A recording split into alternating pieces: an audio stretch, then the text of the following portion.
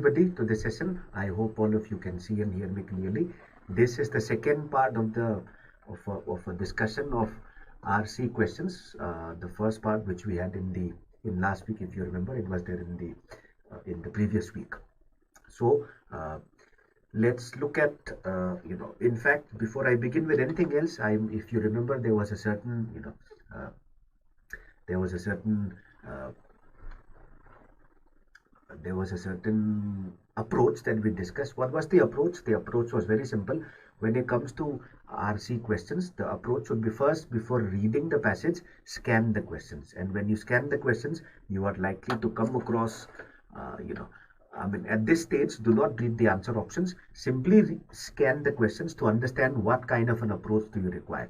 Scanning the questions will take you probably average per 5 questions you will take 30 seconds, right? This will help you what to focus on when you read the passage. Now when you read the passage, of course, you are not going to carry all the questions in your mind and look for answers. Not that approach. Read the passage read the passage independently, in the sense that read it to understand the gist of it, right? Now reading the passage, if I look at cat passages, it will take you around 3-4 minutes to read maximum, right? Once you're through with that, when you attempt the questions, right, your scanning of the questions will definitely help you. How is it going to help you? If you scan, it will definitely help you, because you already know, okay, this question, the answer to that would be somewhere there, so I would better go back to that part to refer if required, not necessarily. And most importantly, when you answer the questions, you are going to eliminate the incorrect options. Elimination of the incorrect options would definitely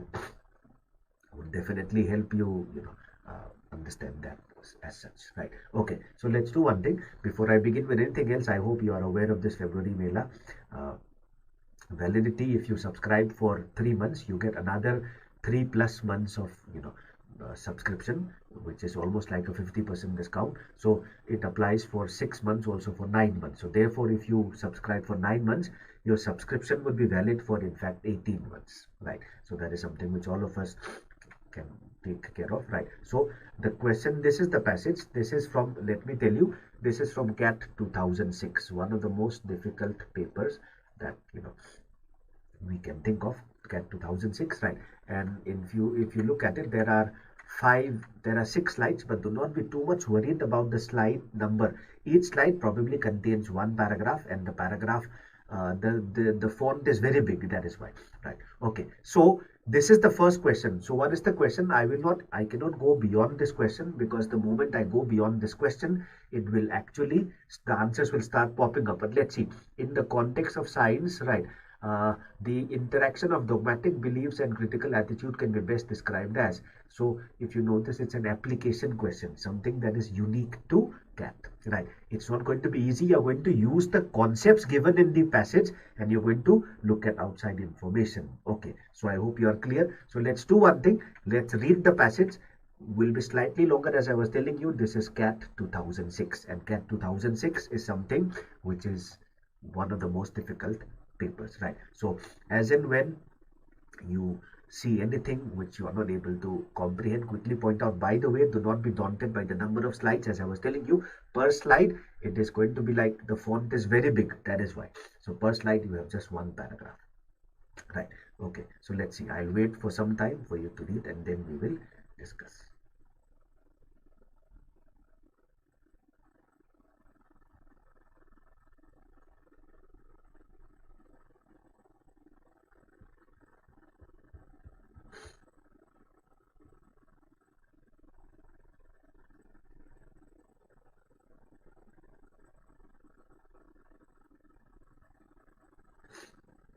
I hope all of you can see and hear me clearly.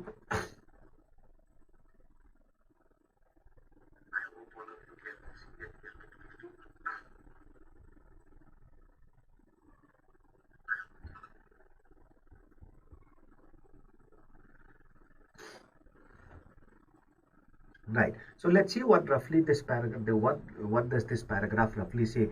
Propensity means inclination, right? So he says, when we look for patterns, regularities. So it leads to a phenomenon called dogmatic thinking or dogmatic behavior. So what happens is we expect patterns, regularities everywhere, and we attempt to find them, right? So what happens is, we try to look for, okay, if we experience something, we try to find it to be, we expect it to happen in the same context, almost in the similar way, right? So what happens is, this is, and he calls it dogmatism, right? And he calls this thing dogmatism, right?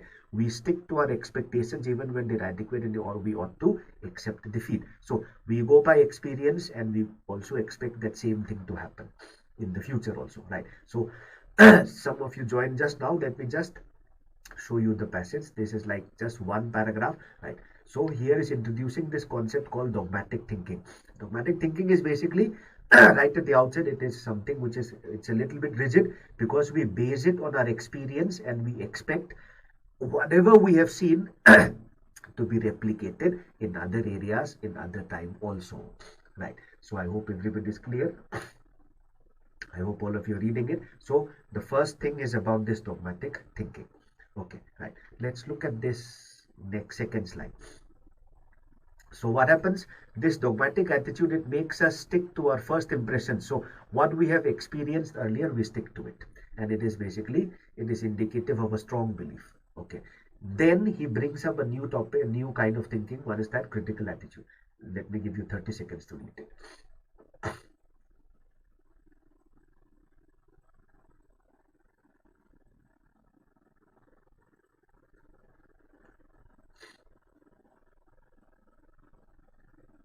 Right. So he's telling you there are two kinds of thinking. First is, we the dogmatic thinking, where we first decide something, where we experience something, and we expect that same thing to happen throughout. Right.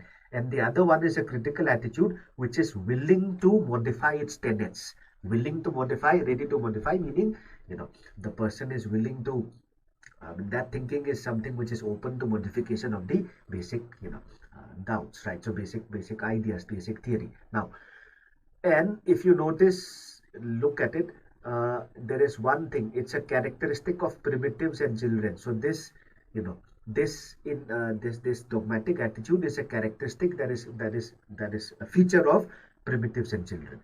And increasing experience and maturity sometimes create an attitude of caution and criticism rather than of dogmatism. So increased experience and maturity will lead to an abandonment of this particular kind of thinking.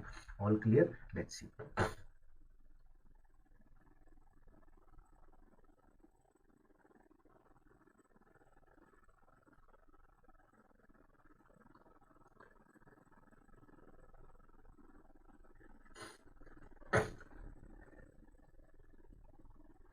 Now, in this paragraph, the author more or less, what he's saying about Hume is his observation, which is not really that important, right? But if you look at it, what he's actually doing here is, okay, the critical attitude is one of readiness to change them, right?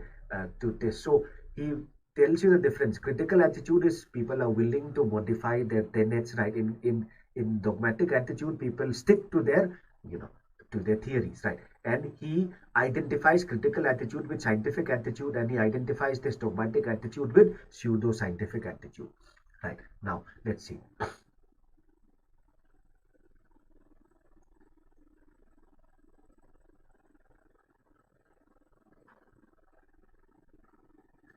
This is where he tells you the relation between critical attitude and and dogmatic attitude, or rather science and pseudoscience, right?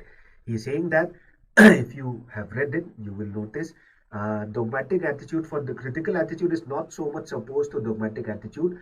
In fact, it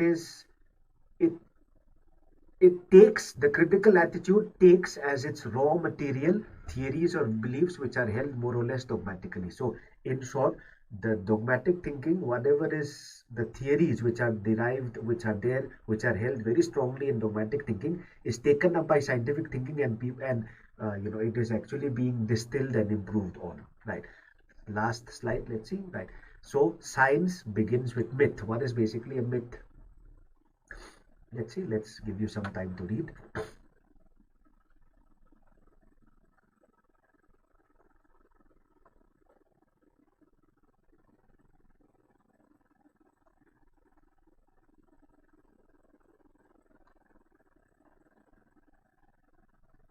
right? If you've read it, you'll understand. So science, myth is basically nothing else but the beliefs which are held in dogmatic thinking. So science has for its raw material. So science takes the theories of dogmatic thinking and improves on it and creates something, which is refined. Okay. Now, let's see.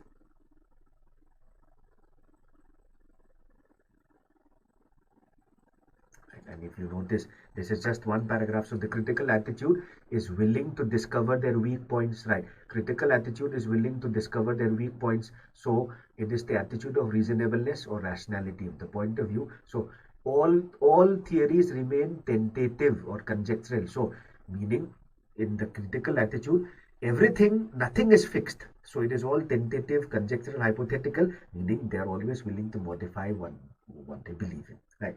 It does not mean they do not believe in their own theories, but they are willing to modify. Let's look at the question now, right?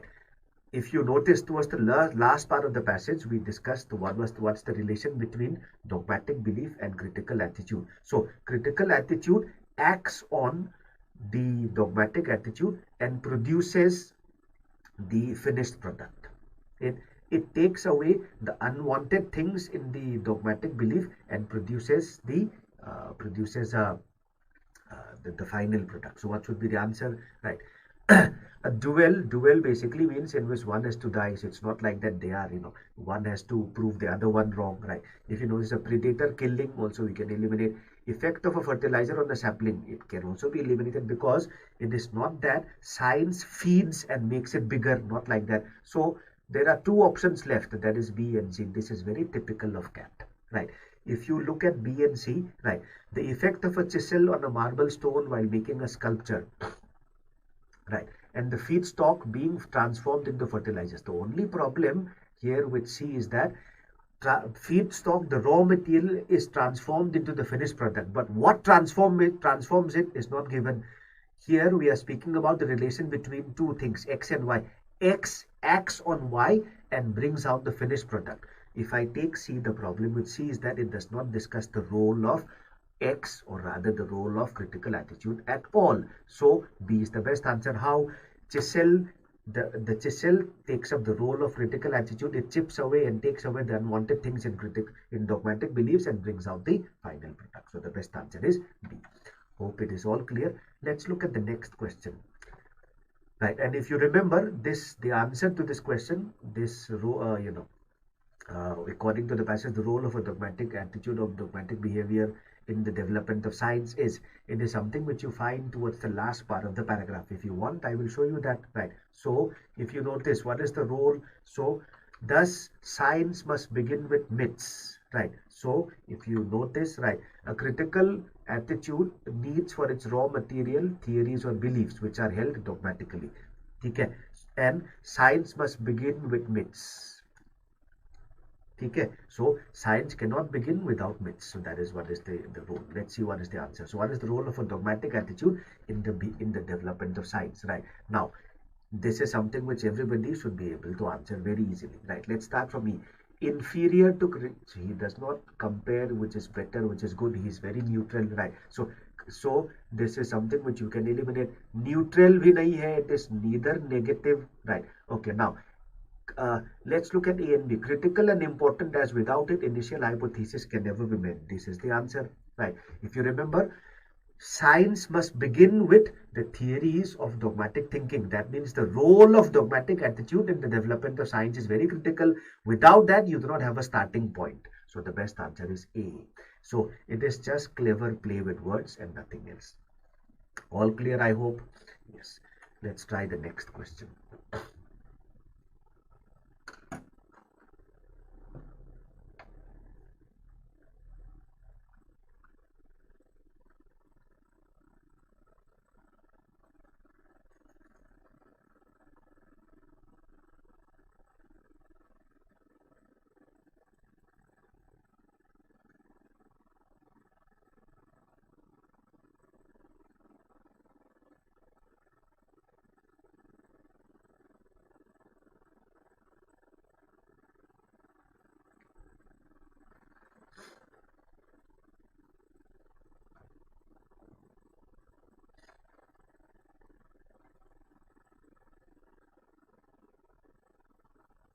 right? So in this question, I was waiting for you to respond. So primitives have been associated with children. So why does the author compare primitives with children? Just to be able to answer this question, I will take you back to that part just to look for clues, right? So what are the clues? Let's see, right? Sorry, right? So it is if you notice, his point is overall here. So primitives and children have the dogmatic attitude, or rather it is similar to them. Why? And he says the key points are experience and maturity. In short, experience and maturity, if it increases, then dogmatism is also is also released, in the sense that children and primitives, right, the reason for them being dogmatic is probably lack of experience and maturity, right? So that is what we can infer. So let's see what should be the best answer. Right. So why does the author compare primitives to children? So primitive, so lack of primitive its experience and maturity is what they are comparing, right? So primitives are children who are not education is not directly connected to experience or being mature, right? So that is what we can eliminate, and hence can be. So going through school is not directly a sign of experience and maturity. Primitives are people who are as innocence and being modern to irrelevant ही है, right?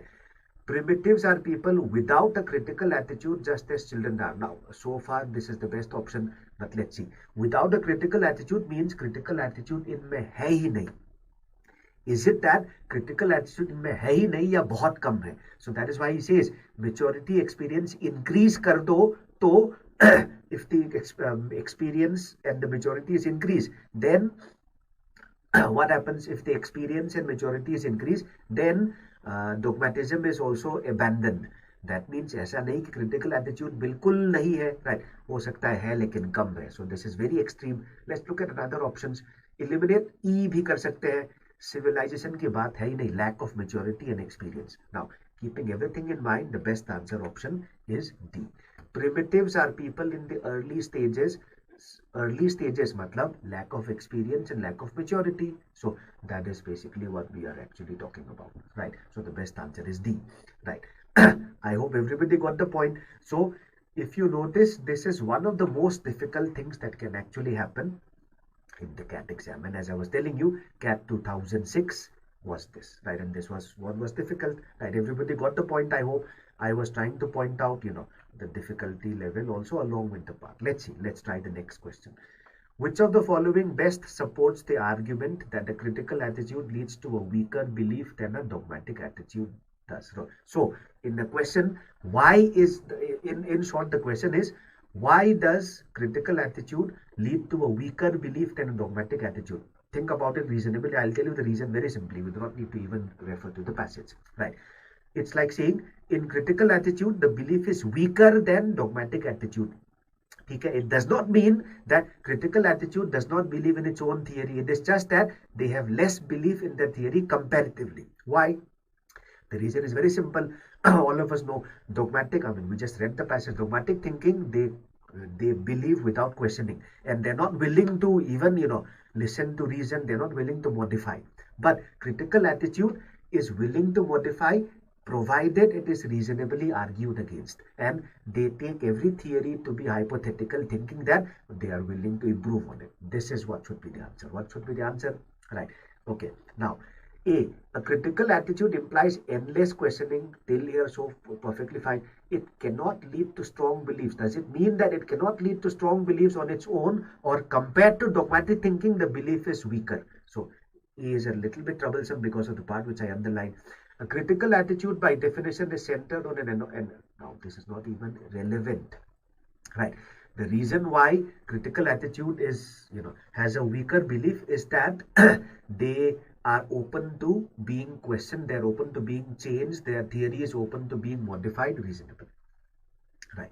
Critical attitude leads to questioning everything, okay, okayish, but okay. In the process generates noise without any conviction. Now, without any conviction is the problem. It's not that they are not convinced about something. It is just that they are willing to open, they are not rigid. So C eliminated, right? Critical attitude is antithetical. Antithetical means opposite of belief. It is not that you are not, it's not the opposite of belief. So best answer which you can think is E. Critical attitude leads to questioning and to tentative hypothesis. In fact, if I show you a part, tentative though is a word which he even uses, right? So look at this part which I was telling you. From the point of view here, all theories remain essentially tentative, conjectural or hypothetical, right? That means they are willing to, they are open to change. So that is why the best answer is E. Everybody got the point, I hope, right? Let's look at this question also. According to the passage which is the following, best describes the difference between science and pseudoscience. Now, we have read everything. We have, in fact, even in the previous question, this was the same point. Now, what we have to be careful here is the points, the sentences, or rather the the answer options. We should look at how they are worded. The wording is what is going to be important here, right? Let's see. Scientific theories or hypotheses are tentatively true, whereas pseudosciences are always true. Okay, scientific theories or hypotheses are tentatively true, or okay, यहाँ तक ठीक है, but pseudoscience are always true, or pseudoscientists, people of pseudoscience, they claim to be always true. They think they're always true, but are they always true? No. So eliminate A. Look at B. Scientific theories and laws are permanent. In fact, this is what the opposite of what the author says. Scientists are themselves are willing to, are open to change. It means they are not permanent. So eliminate it right at the outset, right? Science allows the possibility of rejecting a theory or hypothesis. Till here everything is fine, right? Whereas pseudosciences seek to validate their ideas or theories, meaning so in pseudoscience they try to prove whatever they believe to be correct, while science allows the possibility. So far this is the best answer. Let's look at D also. Science focus on anomalies and exceptions. Not at all, right? Right. So this is something which can eliminate. Science progresses by collection of observations, while do not worry about. Now, observations is also taken up by pseudoscience. So on the basis of that, we can eliminate. So what answer do we get? The best answer is C. Right. I hope everybody got the point. Right. Now, there's another passage which I will, not take up. I think, this is something which will take more time. We will take it up in another session. I hope everybody understood. The idea is very simple. What is important is the best way to prepare for CAT is to basically take up as far as possible to take up, the best way to prepare for people who are already a little bit experienced, a little bit well versed in this would be to try actual questions. So that is what we will be doing, right? So with that, we come to the end of the session. Before this, let me quickly tell you the benefits of subscribing to GradeUp Super. It's like complete access to all the courses, right? So in fact, you might be preparing for IFT, ZAT, right? So for that, you do not need to enroll to another course, definitely, right? So this is the lowest price ever. 18-month subscription will come to you for 19,200, right? CAT 2021, the course has started. Enrollment is basically is already started, right? These are the features: 300 plus live sessions, 200 plus PDF, 7,000 practice questions, 80 plus mocks, right? And subscription, these are the basic, as in these are the subscription choices, durations available. I hope basically these are the faculty who will be taking your classes, right? And as you can see, everybody is an expert in his or her own field. So we will end it here. So I will meet you again according to the sessions which are planned later on. So